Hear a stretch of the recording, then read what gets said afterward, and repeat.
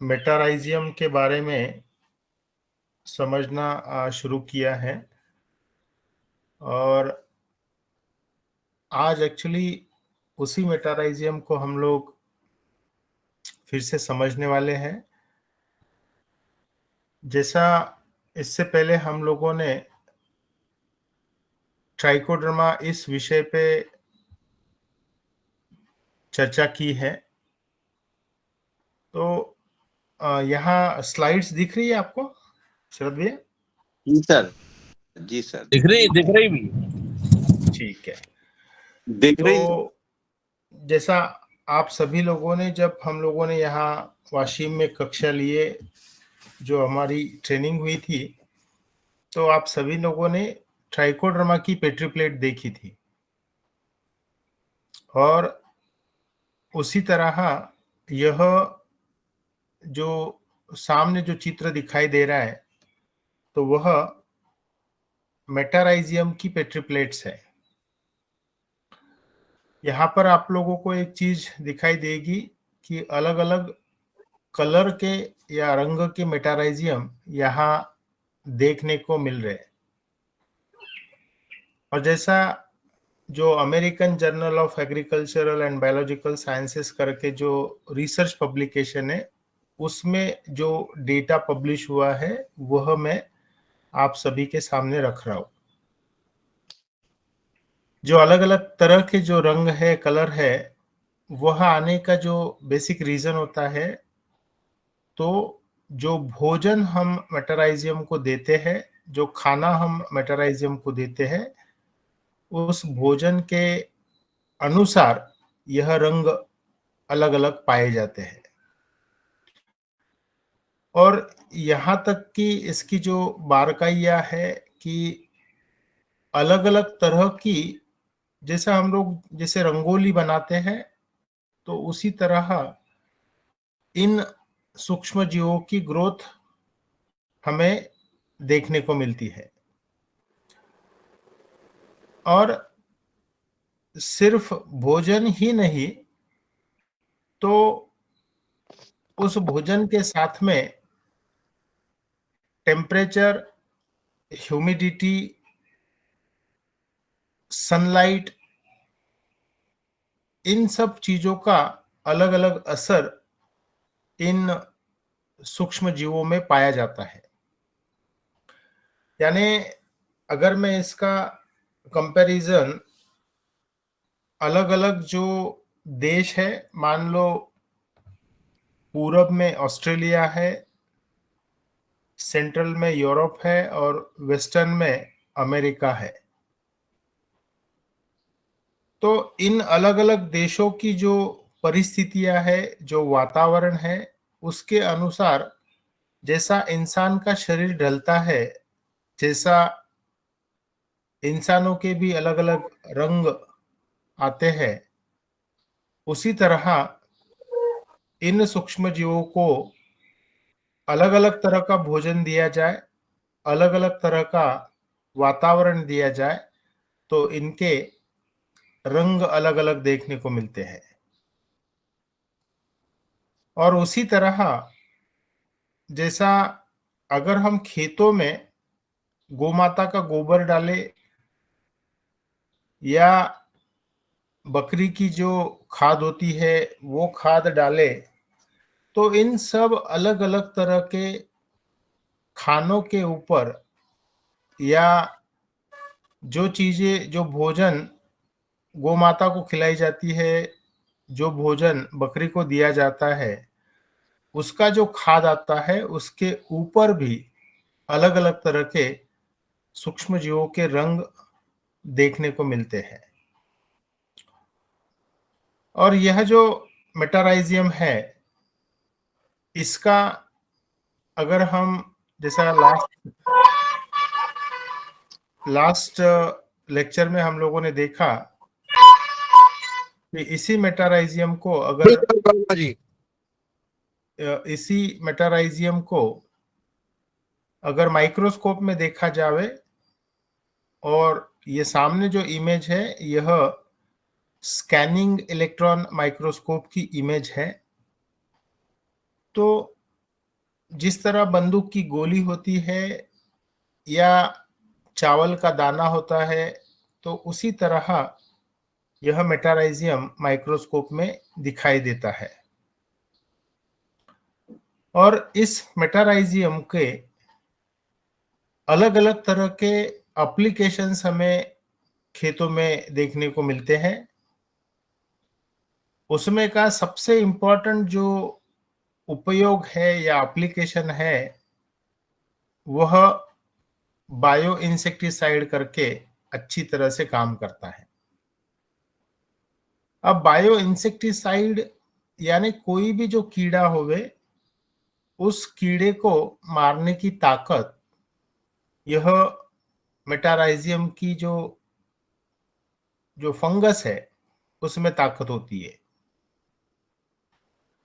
लेकिन इससे पहले भी हम लोगों ने जो ट्राइकोडर्मा के वाइड एप्लीकेशंस देखे हैं, उसी तरह इस मेटाराइजियम के भी वाइड एप्लीकेशंस हमें एग्रीकल्चर में, स्पेसिफिकली खेती में देखने को मिलते हैं।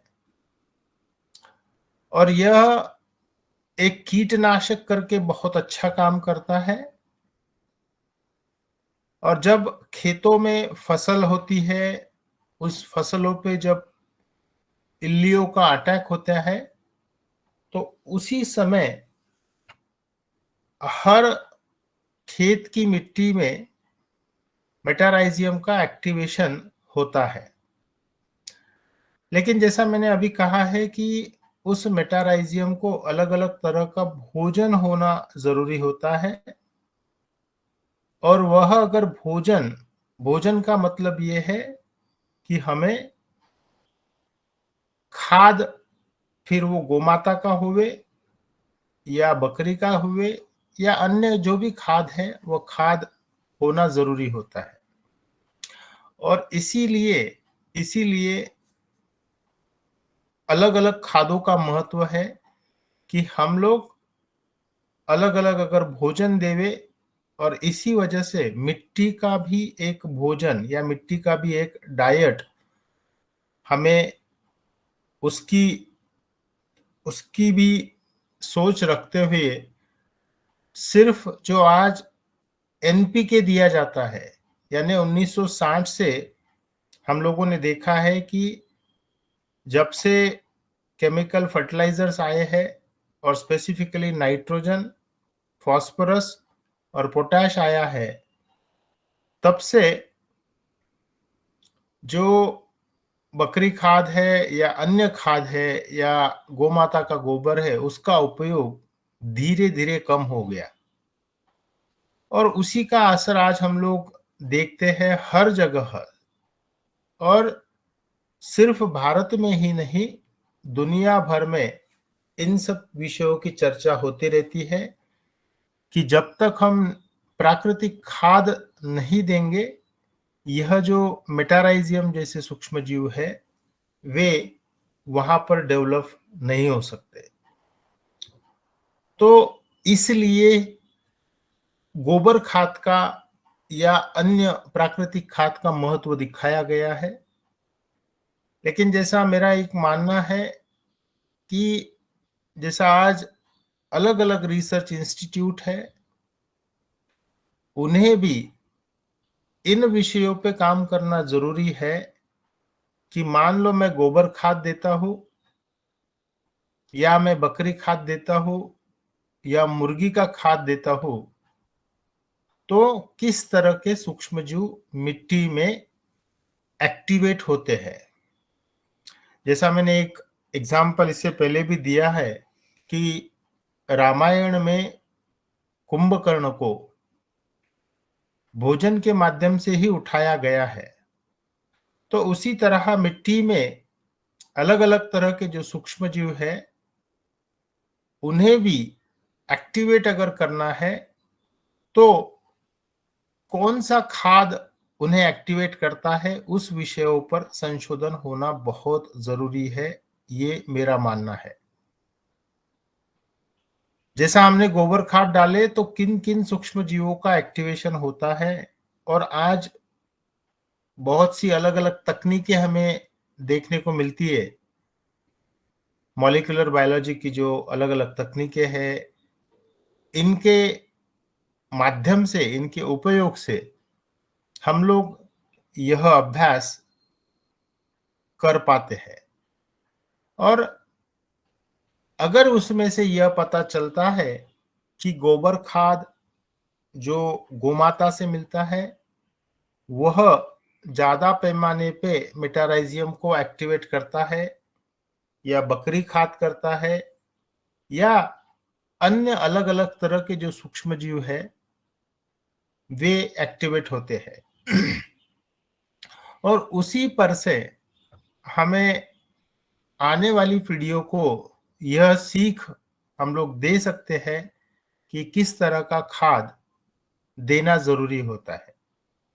लेकिन जो कई सालों से एक प्रथा चलती है कि हम लोग सारे खाद एक साथ मिलाकर अगर मिट्टी में देवे तो अलग अलग तरह को जो सूक्ष्म जीव है उनका एक्टिवेशन होता है।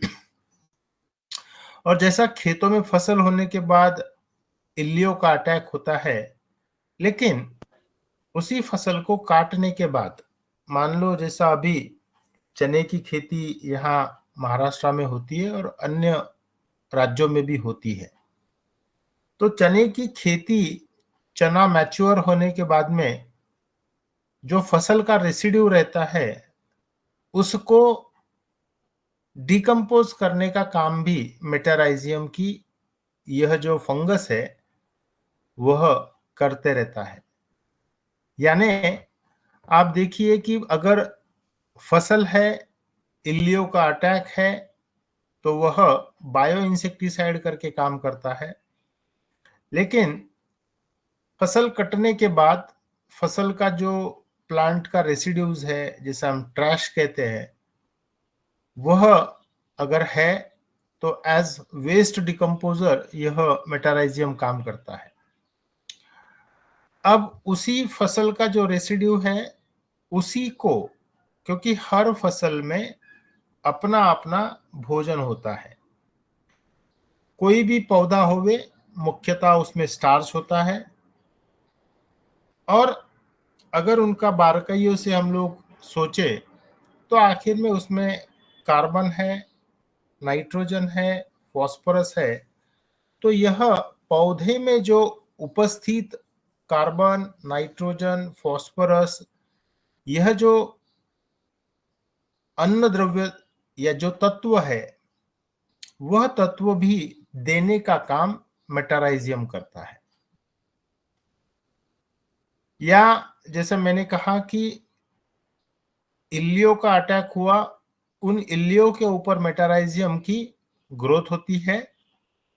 यानी इस चित्र में आप देख पाओगे कि मेटाराइजियम उस इल्ली के ऊपर मल्टीप्लाई होता है, और इस ग्रोथ के बाद में यहाँ पे आप अभी देख पाओगे कि जो इल्ली के ऊपर ग्रोथ होने के बाद इल्ली में जो तत्व है, इल्ली में जो अन्न द्रव्य है, वह पौधे की जड़ को देने का काम यह मेटाराइजियम करता है, और उस माध्यम से प्लांट की ग्रोथ होती है। और उसी वजह से मेटाराइजियम को प्लांट ग्रोथ प्रमोटर कहा जाता है।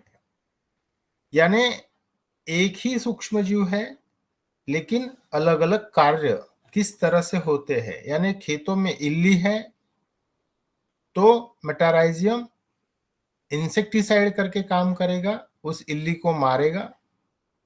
अब जो इल्ली मर चुकी है उस इल्ली को डिकम्पोज करके उसमें जो इल्ली में जो तत्व है, जो न्यूट्रिएंट है, उसको पौधे की जड़ों को देना, उस माध्यम से प्लांट की ग्रोथ करना।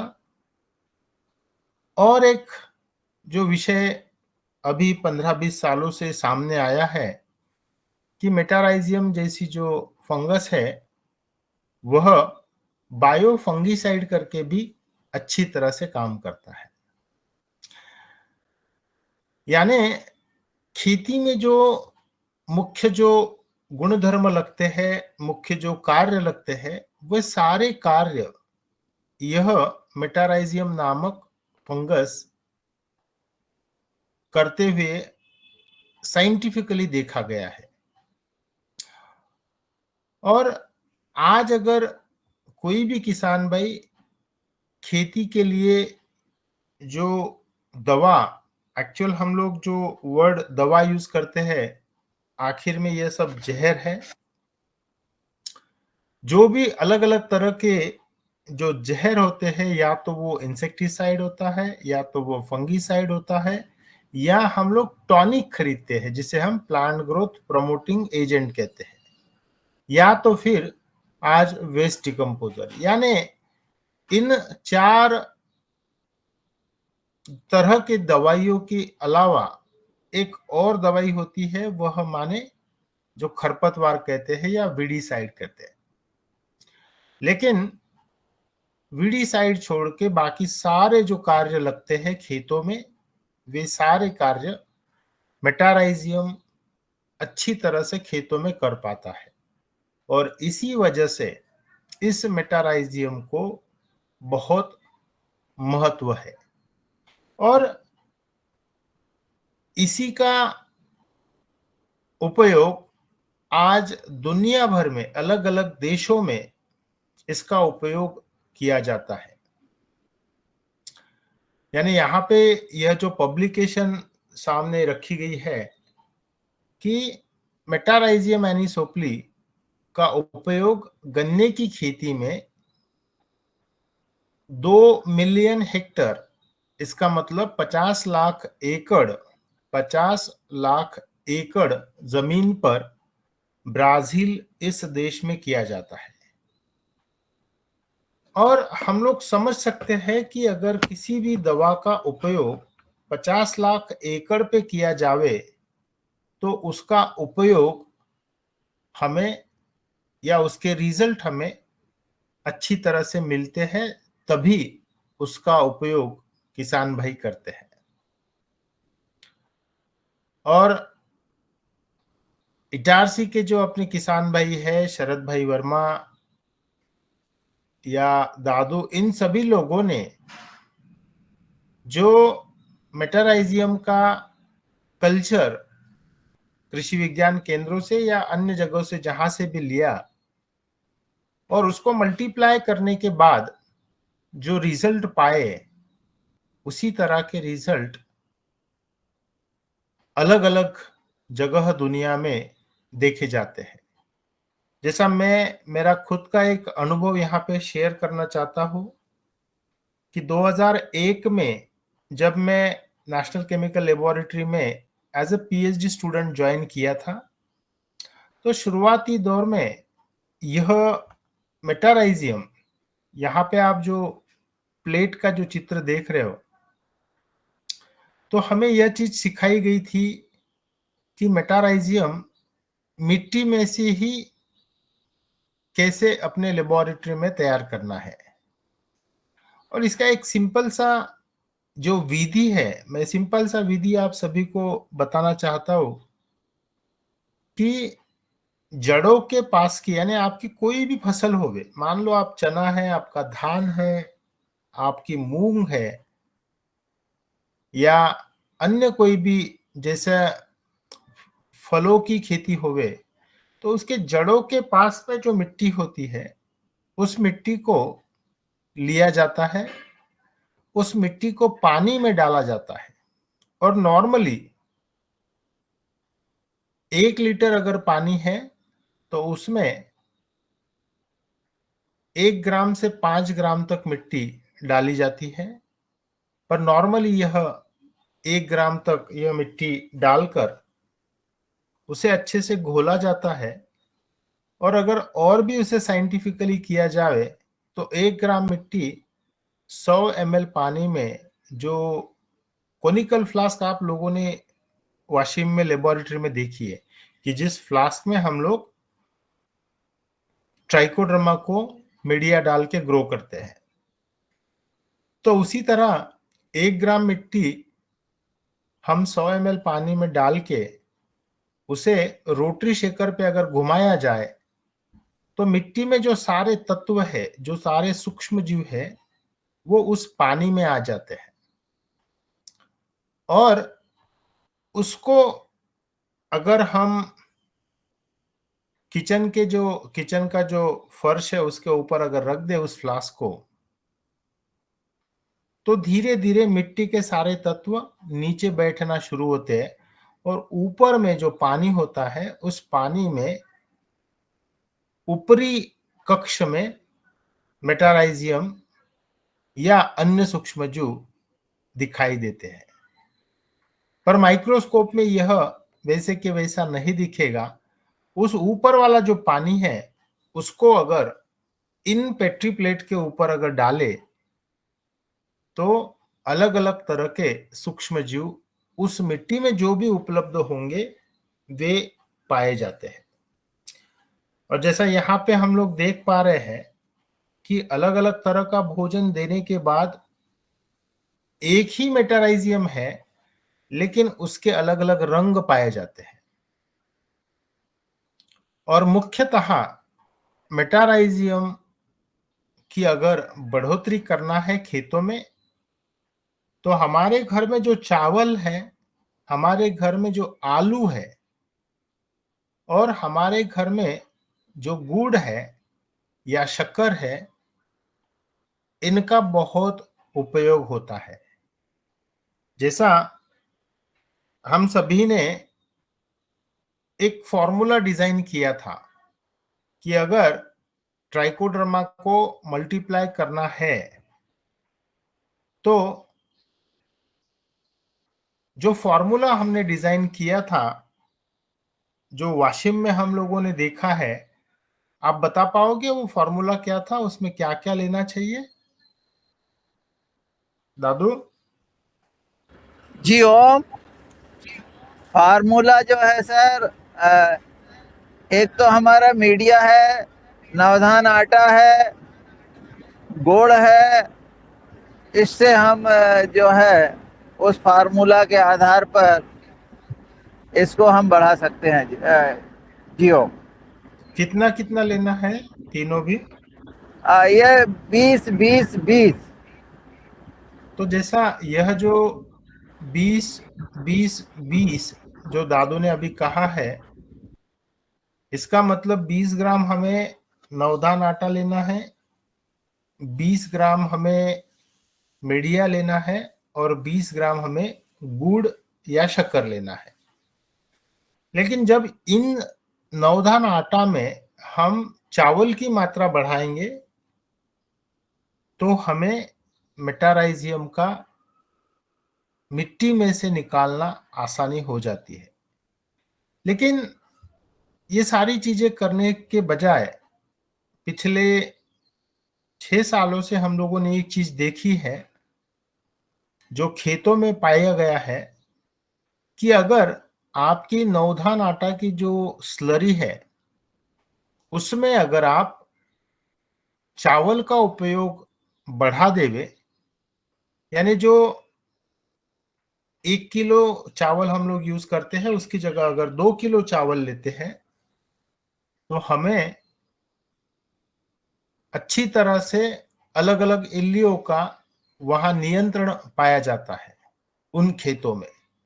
तो जब भी स्लरी बनती है उस स्लरी में अगर आप चावल का आटा एडिशनली डालो, जो फॉर्मूला है उसके अलावा अगर डालो, तो आपको जो अलग अलग जो इल्लियां होती है उसका कंट्रोल या नियंत्रण हमें पाने में आसानी होती है। और उसी तरह अगर आप बाजरे का आटा यानी 1 किलो बाजरा उसमें बढ़ा देवे तो आपको फंगीसाइडल और स्पेसिफिकली ट्राइकोडर्मा जैसे जो फंगीसाइड करके काम करने वाले जो सूक्ष्मजीव है उनकी संख्या उसमें बढ़ोतरी होती है। और इसी तरह से जैसा अभी शुरुआती सेशन में मैं ये कहता था कि अलग अलग तरह के खाद क्यों देना जरूरी है, क्योंकि मिट्टी में भी जो अलग अलग तरह के सूक्ष्म जीव है, हर किसी की अपनी अपनी चॉइस है, अपना अपना अलग अलग भोजन है। यानी मैं यहाँ पे अगर जो हमें आंखों से दिखाई देता है, जो रोजमर्रा हम लोग देखते हैं,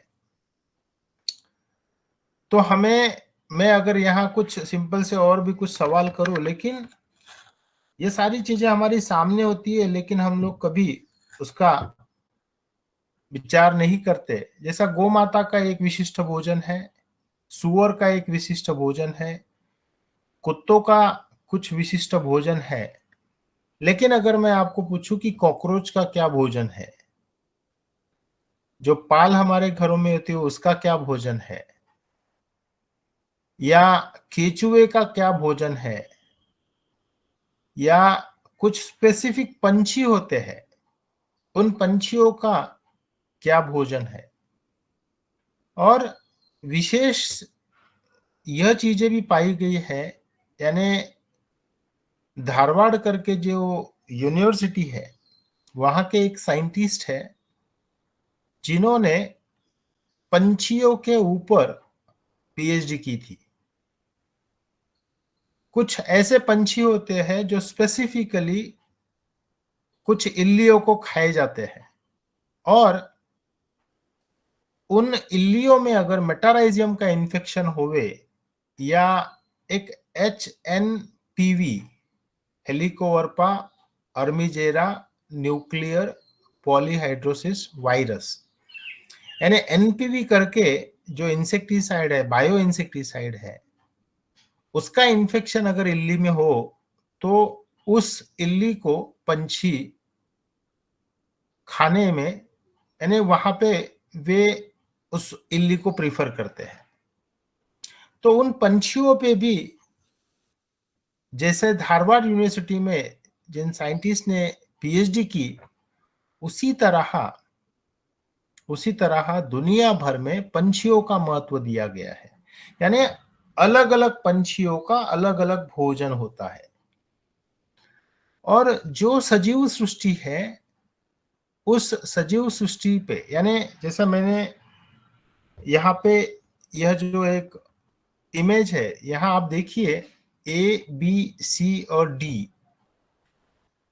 तो यह जो D है जिसमें कॉर्डिसेप्स लिखा है, तो इन इल्लियों के ऊपर जब मेटाराइजियम या बिवेरिया, स्पेसिफिकली बिवेरिया जैसी जब फंगस इस पे उसकी ग्रोथ पाई जाती है, तो इन्हीं इल्लियों की पाउडर बनाई जाती है, और उसका ह्यूमन हेल्थ में, स्पेसिफिकली ह्यूमन के डिसीज में, अलग अलग तरह की जो बीमारियां होती है इंसानों में, उसके लिए भी साइंटिफिक कुछ रिपोर्ट सामने आए हैं। अभी तक ऐसी दवाई सामने आई नहीं, पर आप सोचिए कि इस इल्ली को एक फंगस मारती है, वह ड्राई होने के बाद में उसका पाउडर किया जाता है, और वह एज ए मेडिसिन काम करती है। और इसी वजह से हर तत्व में, जैसा जहां जहां पे कोई जीव है, उस हर तत्व में कहीं ना कहीं औषधि गुणधर्म होते हैं, उसका यह एग्जाम्पल है।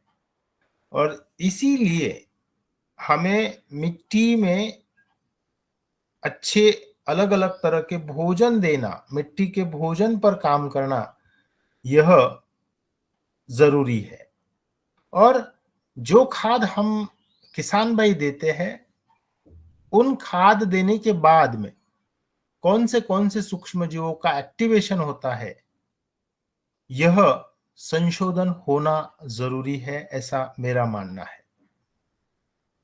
और जैसा आज आप इटारसी के आसपास जो खेती होती है, उत्तराखंड में हरिद्वार के पास में जो खेती होती है, हिमाचल प्रदेश में या हरियाणा में या और अन्य हर जगह पे जो खेती होती है वहां पे जो फसलों के रेसिड्यूज भी निकलते हैं। मान लो यहाँ महाराष्ट्र में अभी चने की फसल निकलेगी, लेकिन चने के जो पौधे का जो रेसिड्यू बाद में बचता है उसमें भी कौन से तत्व है और वे तत्व कौन से सूक्ष्मजीव को एक्टिवेट करते हैं, इन सभी विषयों पे रिसर्च होना जरूरी है।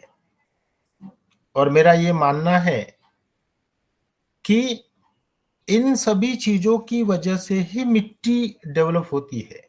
यानी आखिर में एक सवाल फिर से आता है कि 1 ग्राम या 1 किलो मिट्टी अगर हमें तैयार करना है, हमें अगर बनाना है, 1 किलो मिट्टी बनाना है, तो हम किस तरह से मिट्टी बना पाए।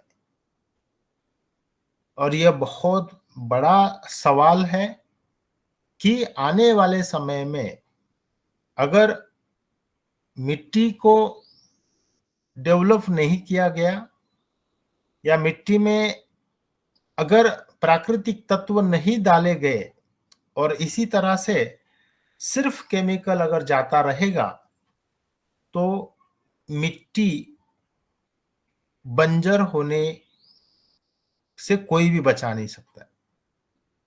और आज हम लोग अगर एक चीज, इसी का एक एग्जाम्पल कि मान लो दाल में अगर थोड़ा भी नमक ज्यादा हो जाए तो हम लोग जिस तरह से दाल नहीं खा पाते, सब्जी नहीं खा पाते, उसी तरह मिट्टी में धीरे धीरे जो हमने फर्टिलाइजर डाले हैं यानी नमक ही डाला है, तो यह फर्टिलाइजर की मात्रा ऑलरेडी लिमिट से बाहर क्रॉस हो चुकी है।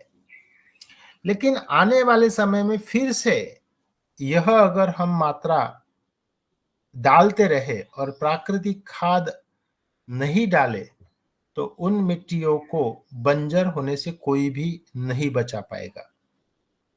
और अगर प्राकृतिक खाद नहीं जाएगा और केमिकल फर्टिलाइजर का उपयोग बढ़ेगा तो इन मेटाराइजियम जैसे जो सूक्ष्म जीव है, वे सारे सूक्ष्म जीव धीरे धीरे करके लुप्त होते जाएंगे। जैसा आज देखिए हमें हमारे घरों में चिड़िया देखने को नहीं मिलती है।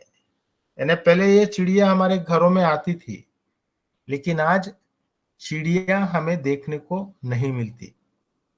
और इसी तरह ये जो जैसा बर्ड्स एज पोल्यूशन इंडिकेटर करके माना जाता है, सिर्फ चिड़िया ही नहीं, अलग अलग तरह के पंछी आज के 40 साल 50 साल पहले पाए जाते थे, हर जगह पे पाए जाते थे।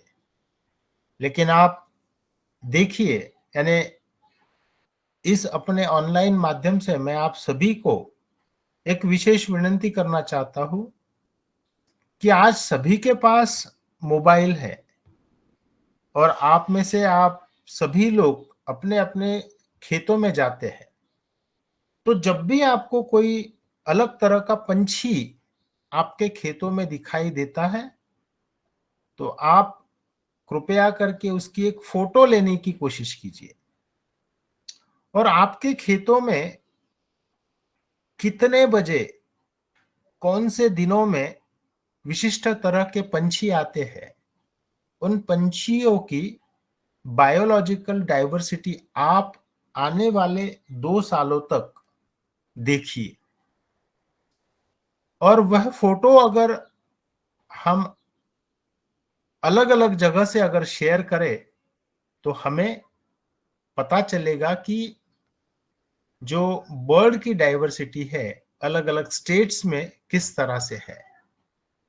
और जो चीज मैं अभी कह रहा हूं कि हमें पंछियों की फोटो लेना है, आने वाले समय में आपको आपके खेतों में अलग अलग तरह के जो कीड़े दिखते हैं उनकी भी फोटो आपको लेना चाहिए। और जो यह बायोलॉजिकल डाइवर्सिटी है, उस डाइवर्सिटी का कलेक्शन हमें करना जरूरी होता है। और यहां तक के कि आप एक चीज और देखिए कि किसान भाइयों के यहाँ गौ माता है, मान लो एक या दो ही गौ माता है, तो वे एक और प्रयोग भी कर सकते हैं। आप गौ माता को अलग अलग तरह का भोजन, जैसा एक ही भोजन मान लो आप 10 दिनों तक या 15 दिनों तक खिलाइए, और उन 15 दिनों के बाद आप भोजन बदलिए, भोजन में बदलाव लाइए और गौ माता का गोबर देखिए, तो आपको उसमें भी अलग अलग तरह के गुणधर्म पाए जाते हैं। और जिस तरह से लेबोरेटरी में एक साइंस या साइंटिफिक एक्सपेरिमेंट किए जाते हैं, महीना भर तक आप भोजन अलग दीजिए, उसका गोबर आप जमा कीजिए, दूसरा महीना का गोबर आप जमा कीजिए, और उस गोबर को मिक्स करके, यानी दोनों को अलग अलग रख के उसको निकालकर उसका ड्राई पाउडर कीजिए। और जिस तरह मैंने कहा कि आपको उसमें का 1 ग्राम लेके 100 ml पानी में डाल के आप देखिए, आपको अलग अलग तत्व उसमें पाए जाते हैं। तो इसी तरह लेबोरेटरीज में अलग अलग एक्सपेरिमेंट किए जाते हैं। और जैसा एक चीज हम लोगों ने देखी होंगी कि आज हम अलग अलग फंक्शंस में जाते हैं, आजकल शादियों का सीजन चल रहा है, तो शादियों में अलग अलग चीजें खाने में आती है, और एक विशिष्ट उम्र के बाद में कोई चीज अगर ज्यादा पैमाने पे खाई जाए तो हमें तकलीफ होती है। तो उसी तरह गौ माता का या बकरी का भी भोजन उन्हें क्या तकलीफ देता है, यह चीजें भी सामने आ सकती है। तो इसी तरह खेतों में भी एक प्रयोगशाला हम लोग विदाउट मशीन, और मेरा ये मानना है कि गौ माता ही हमारी मशीन का काम करती है, बकरी ही हमारा मशीन का काम करती है। और इसीलिए जो अभी रिसेंटली पिछला 6 महीना से हम लोग कहते हैं कि इस फार्म लेबोरेटरी का जो चौथा मॉडल है, जिसमें कोई भी मशीन की जरूरत नहीं है, हमारी गौ माता ही मशीन का काम करती है, हमारी बकरी ही मशीन का काम करती है, हमारे खेतों के जो पंछी है वही मशीन का काम करते हैं। क्योंकि अगर मिट्टी को सुधारना है, जो दुनिया आज इन सभी विषयों में काम कर रही है कि सबसे इंपॉर्टेंट है मिट्टी को सुधारना, तो मिट्टी को सुधारने के लिए जो सजीव सृष्टि है, या फिर वो गोमाता होवे, बकरी होवे, या मुर्गी होवे, या अन्न जो भी है, सुअर होवे, इनके माध्यम से जो खाद मिलता है, और उन खादों को केचुओं के माध्यम से या फ्रेंडली इंसेक्ट के माध्यम से डिकम्पोज करके जो फर्टिलाइजर हम लोग बनाएंगे आने वाले समय में, वही हमारी मिट्टी को अच्छी तरह से रखने में मदद करेगा, आने वाली फसल भी अच्छे से आएगी। और सबसे इंपॉर्टेंट बात, जो केमिकल फर्टिलाइजर के वजह से जो मिट्टी बंजर हुई, वह मिट्टी फिर से अच्छी होने में मदद होगी। और मिट्टी जिस दिन अच्छी होना शुरू हो जाएगी, उस दिन जो पानी हमें मिलेगा, वो पानी हमें शुद्ध पानी मिलना शुरू होगा। और जिस दिन मिट्टी और पानी शुद्ध रहेगा, उस दिन हवा भी शुद्ध होगी। जी ओम। जी सर, बहुत अच्छा और बहुत महत्वपूर्ण जानकारियां प्राप्त हो रही हैं। कैसे हमारी जमीन को स्वस्थ रखना है और कैसे उस जमीन के माध्यम से भोजन अपने को शुद्ध प्राप्त करना है और स्वस्थ रहना है। वर्मा जी का हैंड आपको बुलाता हूँ कि श्रद्धे, आपकी आवाज थोड़ी सी ब्रेक हो रही थी।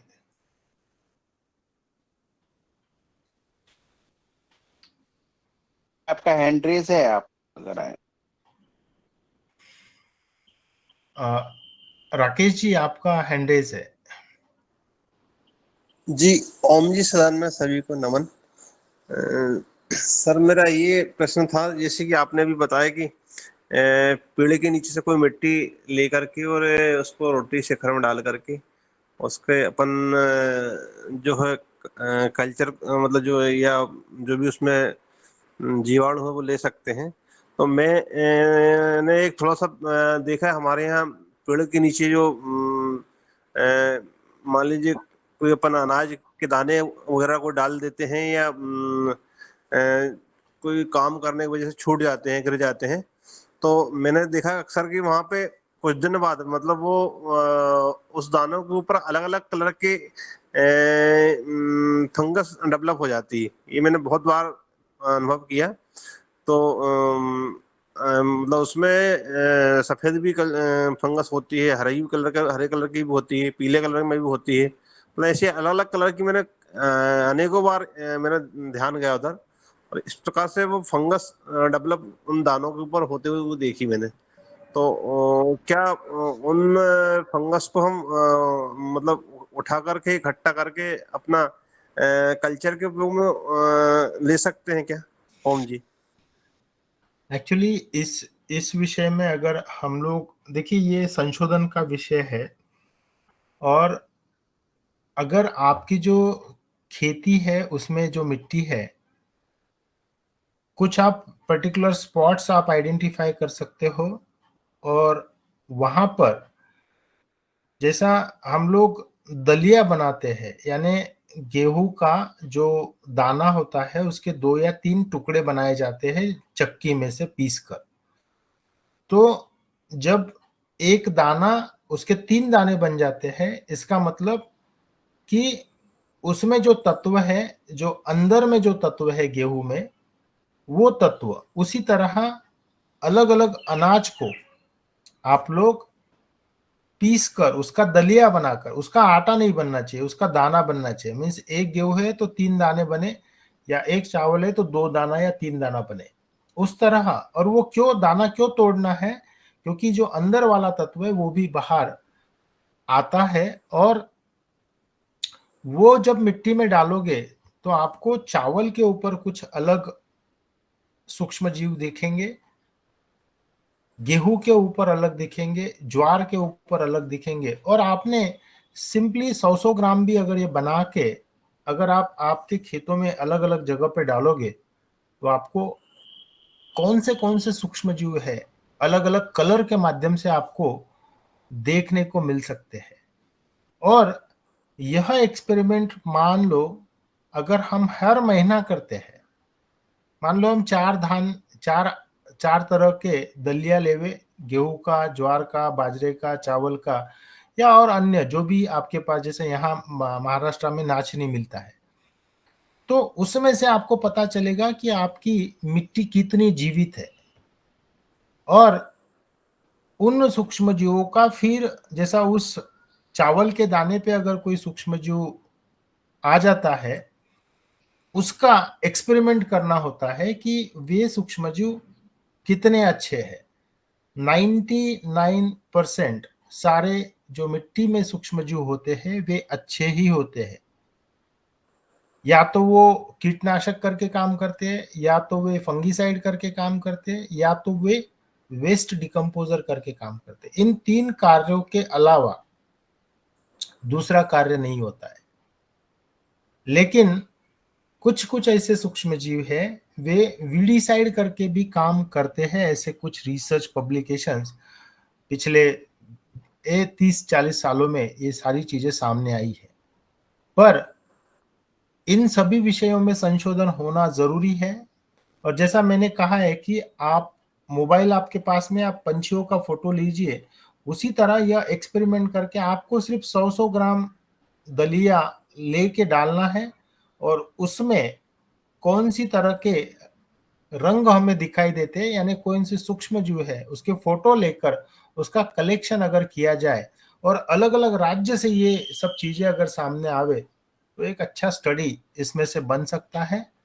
और उसके बाद मान लो आज अगर आपने चावल डाला, उसी जगह पे आप फिर से ये फसल काटने के बाद में, मान लो अगर आपने अभी जो फसल ली है कि पहले धान हुआ, धान के बाद में गेहूं हुआ या चना हुआ और उसके बाद में मूंग हुआ, तो धान के बाद आप ये चावल डालिए वहां पे और उसमें कौन से कलर आते हुए देखिए।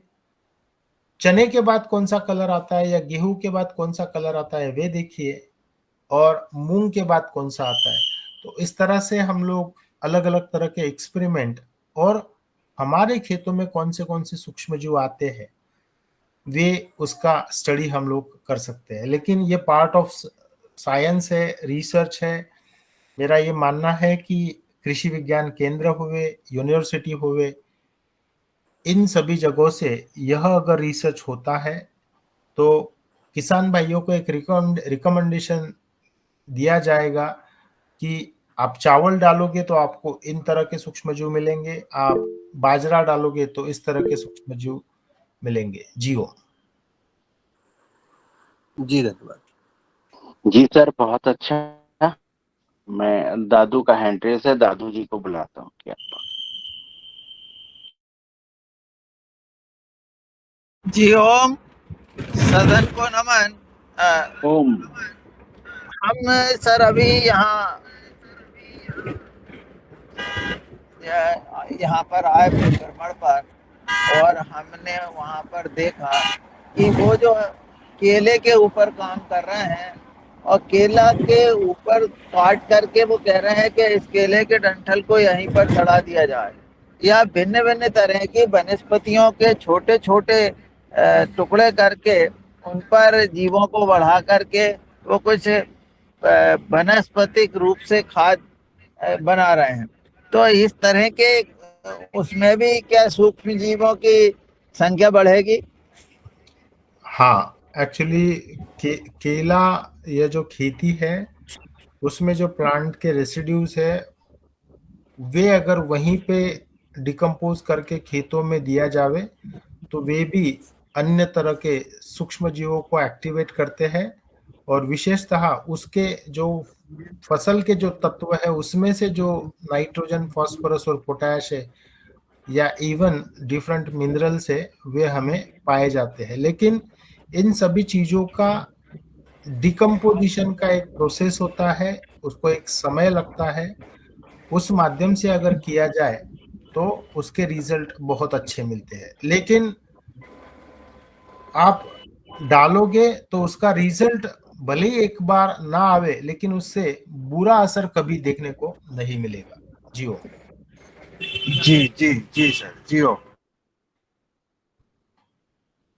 क्योंकि यहाँ पे एक बहुत अच्छा। पूना में एक दादा साहेब पराड़ करके है, वे जैसा उनके पास 150 भैंस है, 50 गौ माता है, उसका जो गोबर निकलता है पिछले 20-25 सालों से वे अपने खेतों में डाल रहे, और उस वजह से ऑर्गेनिक कार्बन आज 3+ हुआ है, जो कि अगर एवरेज महाराष्ट्र की देखी जाए तो 0.2 से 0.5 के बीच में आ चुका है। तो जहां 0.23 के जगह उनका 3+ हुआ है। तो यह जो केले या अन्य फसलों से भी जो रेसिड्यूज मिलते हैं, उन रेसिड्यूज का उपयोग ऑर्गेनिक मैटर या ऑर्गेनिक कार्बन बढ़ाने में उपयोग होता है। हाँ तुलाराम जी। जी धन्यवाद, सदन को प्रणाम। डॉक्टर साहब, जो मिट्टी वाली बात आपने कही अभी, मिट्टी को वो करना, तो वो हर बैक्टीरिया के अलग अलग लक्षण होते हैं, किसान तो उसको जानता नहीं है। अगर माइक्रोस्कोप से भी देखे, आजकल जो हर्बिसाइड अपन खेतों में डालते हैं वो तो सीधा मिट्टी में ही काम करता है। अगर वो डेवलपमेंट हो गया डॉक्टर साहब, तो वो मेटाराइजियम एज ए कीटनाशक की जगह एज ए हर्बिसाइड काम नहीं करेगा। मेरी ये जो क्वेरी थी, प्लीज डोंट माइंड, थोड़ा सा क्लियर करें प्लीज। आप आपका क्वेश्चन एक बार रिपीट कीजिए आदरणीय तुलाराम जी। जी डॉक्टर साहब, अभी आपने मिट्टी के बारे में कहा, तो जो पैथोजेंस होते हैं ना डॉक्टर साहब, वो भी डेवलप होंगे। और उसके बाद में अभी जो हर्बिसाइड अपन खेतों में डालते हैं, तो वो तो मिट्टी में ही ज्यादा काम करते हैं, तो वो हर्बिसाइड भी डेवलप होंगे सर मिट्टी के द्वारा। तो अपन उसको डेवलप फिर स्प्रे करेंगे, तो फिर वो एज ए जो घोल है वो एज ए हर्बिसाइड काम करेगा डॉक्टर साहब। मेटाराजियम का रिएक्शन भी होगा और हर्बिसाइड का रिएक्शन भी होगा। नहीं, एक्चुअली अभी देखिए 99% जो सूक्ष्म जीव है वे अच्छे ही होते हैं।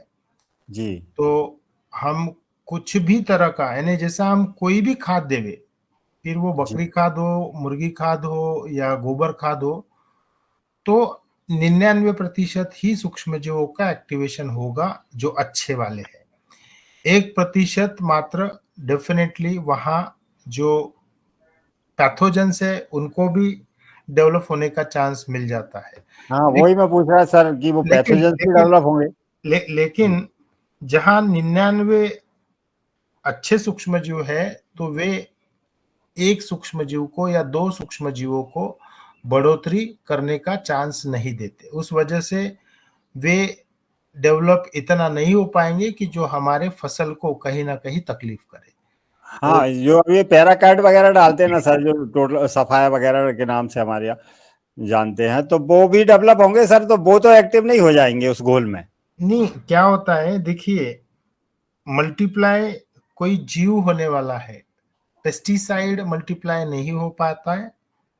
यानी जैसा हम लोग नमक डालेंगे तो नमक की बढ़ोतरी नहीं होती है, पेस्टिसाइड की बढ़ोतरी नहीं होगी, क्योंकि वह जीवित नहीं है। जी जी जी जी जी। तो जितना भी पेस्टिसाइड डालोगे, जब तक वो है तब तक उसका असर दिखेगा। लेकिन जब, जैसा हम लोग मान लो कि हमने जो भी जीवित नहीं है वो जी मल्टीप्लाई हो ही नहीं सकता, जी जी, और जब धन्यवाद। तक वो है तब तक उसका असर वो छोड़ेगा नहीं। Okay sir, thank you.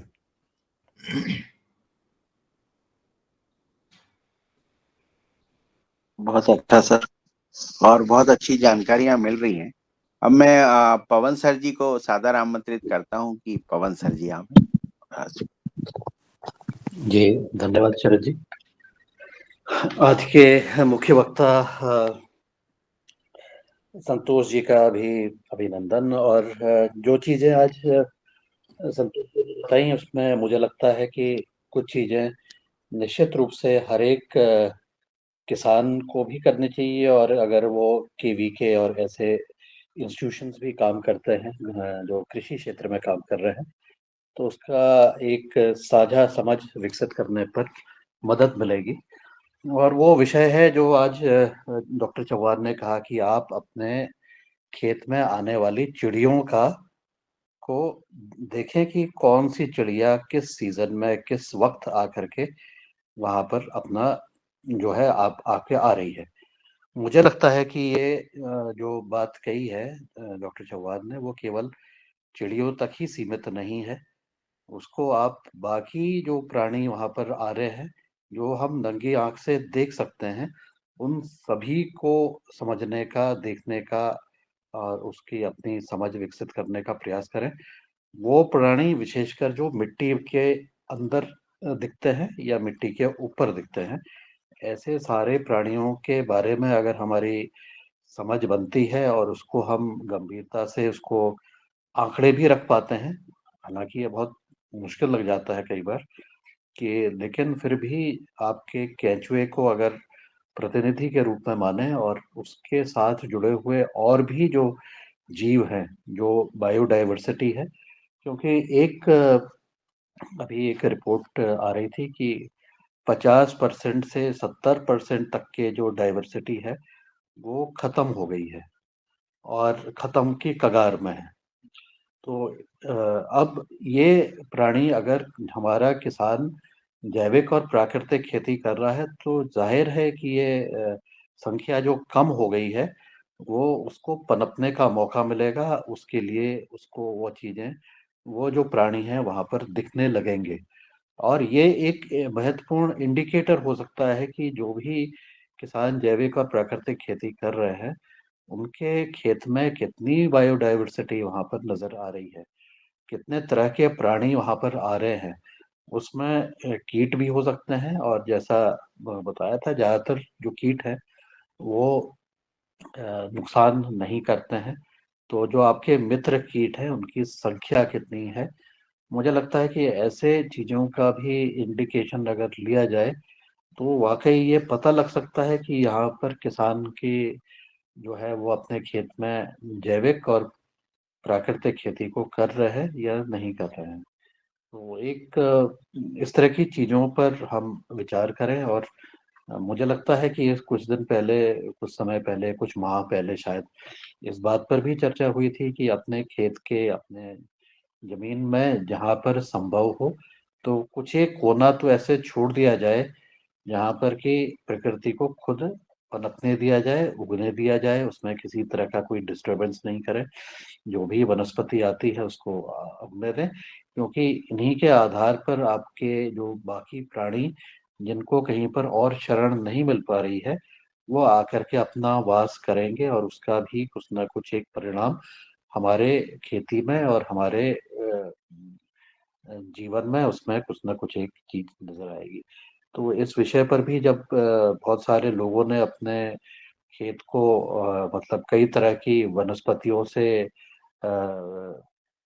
कई तरह की वनस्पतियां लगा रखी हैं, जिसमें कि छांव वाले भी पेड़ हैं और झाड़ियां हैं, और फल देने वाली भी हैं, और इसके अलावा अन्य भी तरह की वनस्पतियां वहां पर उगाई गई हैं एक सिस्टमेटिक तरीके से। शायद महाराष्ट्र का किसी एक गांव का एक उदाहरण था। तो इस तरह से कार्य करते हुए भी इसका मॉडल क्या होगा, और उस मॉडल के आधार पर इसका कितना लाभ हमारे किसान को मिल सकता है अपने खेत की जो खेत में और अपनी जमीन में इस तरह की इस सृष्टि को बचाए रखने में उनका क्या योगदान हो सकता है, इसमें कभी समय मिला तो इस विषय पर भी हम बातचीत करेंगे तो बहुत अच्छा रहेगा। क्योंकि ये बहुत महत्वपूर्ण बात इसलिए भी है क्योंकि मैं एक किताब अभी पढ़ रहा हूँ जिसमें ये बताया गया है, या ये चीजों पर चर्चा की जा रही है कि हमारी प्रकृति की जो अन्य जानवर, जीव जंतु है मानव के अलावा, उनकी आवाज कितनी कम हुई है। मतलब उनकी आवाज में, जिसको हम कहते हैं, और विशेषकर ये जंगली जानवरों के संदर्भ में था, कि जंगली जानवरों की आवाज जो प्रकृति में स्वयं सुनाई देती थी उसमें कितनी कमी आ गई है। तो उसका भी आंकड़ा वही आ रहा है, 70%, 80% तक प्रकृति में रहने वाले जीवों की आवाजें अगर कम हो गई हैं तो इसका असर तो हमारे ऊपर भी निश्चित रूप से पड़ने वाला है। तो इस विषय पर भी आने वाले समय पर, दिनों पर हम चर्चा कर सकते हैं, और किसान अपने अनुभव के आधार पर बता सकते हैं कि वहां पर ये आवाजें कितनी कम हो गई हैं, कितना उनके पूर्व में क्या हो रहा था और अब क्या हो रहा है, उसमें किस तरह से ट्रेंड नजर आ रहा है। तो ऐसे सब विषयों के ऊपर हम बातचीत करते हैं तो निश्चित रूप से जब ये हम मेटेराइज्म को दी जाने वाले भोजन के विभिन्न रंग के बारे में बातचीत करते हैं, तो इसी प्रकार के जो रंग हमें प्रकृति के साथ मिलकर के अगर दिखाई देते हैं और सुनाई देते हैं तो निश्चित रूप से हमें लगेगा कि हमारा भी, हम एक पृथ्वी के साथ एक तालमेल में जी रहे हैं। नहीं तो केवल कुछ ही विषयों पर अपने आप को केंद्रित रखते हुए मुझे लगता है कि हम पूर्ण रूप से अपना वो चीज एक जो बैलेंस है उसकी तरफ हम लोग नहीं बढ़ पाएंगे। तो इस विषय के ऊपर आने वाले दिनों पर मुझे लगता है कि हमें चर्चा करनी चाहिए विषय। और जो भी कृषक इस तरफ आगे बढ़ते हैं उनको 1 साल में, 6 महीने में, मुझे लगता है कि कुछ एक अनुभव उनको नजर आएंगे, उनको कुछ चीज दिखाई देगी, वो कुछ चीज ऑब्जर्व कर पाएंगे। और इसीलिए जब मैंने ये मिट्टी स्वास्थ्य की जो सीढ़ी बनी थी, उसकी जो सबसे नीचे वाली जो सेक्शन है उसमें मिट्टी में पाए जाने वाले विभिन्न जो कीट हैं जो कि दिखाई देते हैं, आंखों से दिखाई देते हैं, उन सबकी फोटोग्राफ भी इसीलिए लगाई थी कि इसको देख करके भी हम ये समझने का प्रयास करें कि हमारी मिट्टी में कितनी तरह की डाइवर्सिटी उपलब्ध है और उस डाइवर्सिटी को हम कैसे उसके बारे में हम क्या विचार रखते हैं। तो ये भी एक महत्वपूर्ण चीज़ है। और एक और अभी एक टेबल मेरे पास आई थी जिसमें लिखा हुआ था कि जिसमें बताया गया था कि जो मैमल्स हैं, मैमल्स मतलब जो स्तनधारी जीव हैं, उनकी संख्या हमारी कितने विश्व में कितनी कमी आ गई है। तो लगभग 4% ही जो जानवर है पूरे विश्व में वो स्तनधारी बचे हुए हैं। बाकी जो जंगल में जो रहते हैं, बाकी सारे के सारी चीजों को, बाकी सारे जानवर जिसमें आदमी भी है और बाकी उसमें गाय और बाकी जानवर भी हैं, सबने उसको ले लिया है। यानी कि हमारे जंगली जानवरों की संख्या में भी बहुत ज्यादा कमी आ गई है। ज्यादातर जगह में, कुछ ही जगह पर है, और वो भी आक्रामक होकर के आपकी खेती और बाकी चीजों को नुकसान कर रहे हैं। तो ऐसे करते हुए जो डाइवर्सिटी की हमारी बातचीत हुई है, वो इस चीज पर, ये कुछ चीजें मैं आजकल पढ़ रहा हूँ या मेरी सामने आ रही हैं, तो उसी के बारे में मुझे लगता है कि इस विषय पर, ये जो डाइवर्सिटी है, इसके विषय पर भी हम आने वाले दिनों पर बातचीत करें।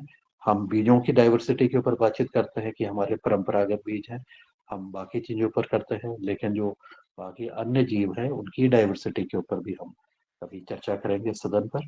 इसी के साथ मैं अपनी वाणी को विराम देता हूँ। नमस्कार, धन्यवाद।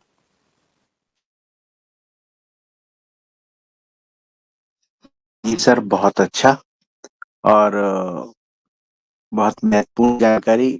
इस विषय में अगर संतोष सर जी को कुछ बोलना हो, सादर आमंत्रित है। एक्चुअली जो पवन सर ने जो चीज़ें रखी है, मुझे ऐसा लगता है कि ये सारी जो चीज़ें हैं अलग अलग संशोधन संस्थाओं में होना बहुत ज़रूरी है। और जो चीज़ें किसान भाइयों को अपने खेतों में पॉसिबल है, वे चीज़ें भी, यानी अगर मैं आज आप सभी को ये विनंती करूं कि आने वाले शनिवार तक अगर आप हर कोई अपने अपने खेतों में कौन से पंछी आते हैं या कौन से कीड़े आपको दिखाई देते हैं, बस उसकी फोटो भी अगर आप ले लो, तो हमारे पास में आज 8 से 9 राज्यों से किसान भाई जुड़ते हैं। तो कम से कम 9 राज्यों में क्या परिस्थिति है, और मान लो अभी फरवरी चल रहा है तो मार्च में क्या दिखाई देता है, अप्रैल में क्या दिखाई देता है, तो कम से कम हमें उसका एक पढ़ाई होगा कि यूजुअली फरवरी महीना में हमारे खेतों में इस तरह के पंछी देखे जाएंगे, इस तरह के कीड़े देखे जाएंगे। और उसी तरह अगर धीरे धीरे इसका कलेक्शन किया जाए, यानी वो फोटोग्राफ अगर अच्छे से हम लोग संचित करें, तो हमारे आने वाली पीढ़ियों को ये आसानी होगी कि हमारे खेतों में फरवरी में क्या होता है या अप्रैल में क्या होता है। तो इन चीजों पर से फिर जब भी उन विषयों में काम करने वाले जो एक्सपर्ट्स हैं उनके माध्यम से भी हम लोग हमारी खेती के बारे में जानकारी पा सकते हैं। जी ओम सर। जी सर, बहुत अच्छा। सर, जैसे एक थोड़े से दूसरे सब्जेक्ट में बात करनी थी, कार्बन के विषय में। जैसे किसी में सर 20% कार्बन लिखा रहता है, किसी में 18% कार्बन है। कोई चीज सर एक है, जैसे बड़ोदरा की कंपनी वो दे रही 30% कार्बन है। तो ये कार्बनों की संख्या अलग अलग जो है, वो प्लांट को कहाँ तक फायदा करती, कितने % कार्बन फसलों के लिए यूजेबल है सर? अगला शनिवार मैं एक्चुअली इसी टॉपिक पे आपको स्लाइड्स के माध्यम से विषय रखूंगा। नॉर्मली जो गौ माता या अन्य अन्य पशुओं का जो गोबर होता है, इसमें basically carbon nitrogen ratio important होता है। तो गौ माता का गोबर या अन्य पशुओं का जो गोबर है, इनका कार्बन नाइट्रोजन रेशियो 17 से 24 तक होता है। वही अगर आप, जैसा हमारे यहाँ गन्ने की फसल ली जाती है, तो गन्ने की जो पत्तियां होती है, यानी जो ट्रैश होता है जिसे जलाया जाता है, उस ट्रैश में कार्बन नाइट्रोजन रेशियो यानी उस पत्तियों में CN रेशियो 80 से 120 होता है। जो जैसा सुतार का काम होता है, जो लकड़े का काम करते हैं, तो जो भूसा आता है उस भूसे में कार्बन नाइट्रोजन रेशियो 600 से 800 के बीच में पाई जाती है। या जो न्यूज़पेपर हम लोग पढ़ते हैं उस न्यूज़पेपर में भी 200 से लेकर तो 400 तक कार्बन नाइट्रोजन रेशियो पाई जाती है।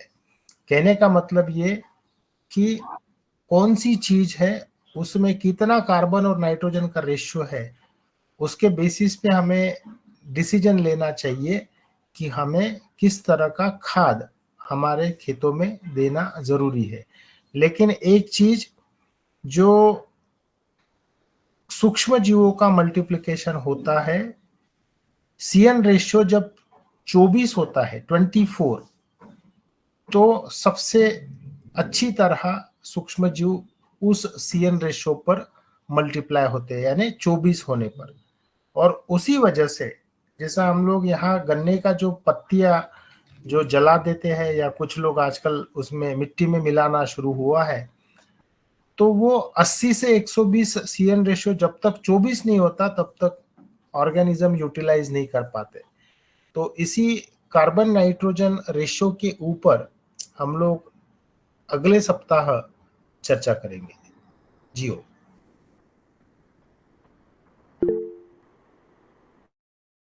फॉर्म है सर?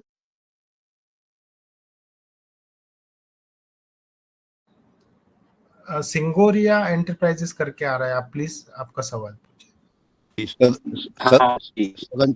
सदन को सादर नमन। सर, यदि जो बुरादा है अपना लकड़ी का बुरादा या जो गन्ने का रेसिड्यू जो निकलता है पत्तियां वगैरह, इनको यदि गोबर गैस से संयंत्र में डाल के डाला जाए तो इसका कार्बन नॉर्मल कितने दिन में हो पाएगा?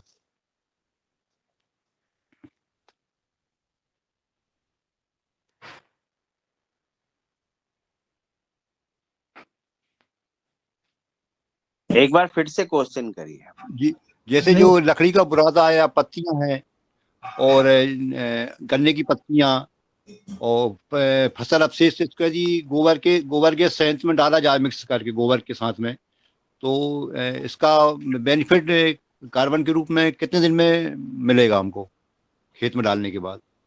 नॉर्मली क्या होता है कि जैसा हम लोग गोबर खाद को 1 साल तक डिकम्पोज करते हैं, तो हर चीज का एक विशिष्ट समय है। और जैसा बेसिकली ये कहा जाता है कि अगर गोबर खाद 1 साल अगर उसको डिकम्पोज ना करे और 6 महीने बाद में उपयोग करे, तो उसके सारे तत्व जो मिलना चाहिए वह नहीं मिल पाते। और इन सभी जो भी खाद है, वे सभी खादों को विशिष्ट तरह ट्रीटमेंट देके विशिष्ट समय के लिए अगर इंक्यूबेट किया जाए, तभी वह ऑर्गेनिक मैटर यानी स्पेसिफिकली ऑर्गेनिक कार्बन नहीं, सारे जो तत्व है वह मिलने में मदद मिलती है। तो आने वाला जो शनिवार रहेगा, हम लोग उस विषय में थोड़ा सा चर्चा करेंगे कि अलग अलग तत्वों को साधारण कितना ऑर्गेनिक मैटर और कार्बन होता है। तो उस विषय में आने वाले समय में ही चर्चा करें। लेकिन जैसा अभी ऑस्ट्रेलिया जैसे देशों में आज जो ह्यूमन वेस्ट है, ह्यूमन टॉयलेट है, उस वेस्ट का कन्वर्शन भी खाद में किया जा रहा है। लेकिन उस खाद को कन्वर्ट होने के लिए 3 साल का समय लगता है। तो उसी तरह जैसा मैंने कहा है कि गौ माता के गोबर को 1 साल लगता है, ह्यूमन वेस्ट को 3 साल लगता है, और अन्य जो चीजें हैं उनको भी विशिष्ट समय लगता है। तो आने वाले शनिवार के दिन हम लोग इस पर चर्चा करेंगे। जियो। जी, धन्यवाद। जी, बहुत अच्छा है सर। बहुत महत्वपूर्ण जानकारियां आपसे प्राप्त हो रही हैं। अभी और किसी के कोई क्वेश्चन हो तो वो समय हो गया है, तो मैं मुन्नीलाल सर को सादर आमंत्रित करता हूं कि वो आवे।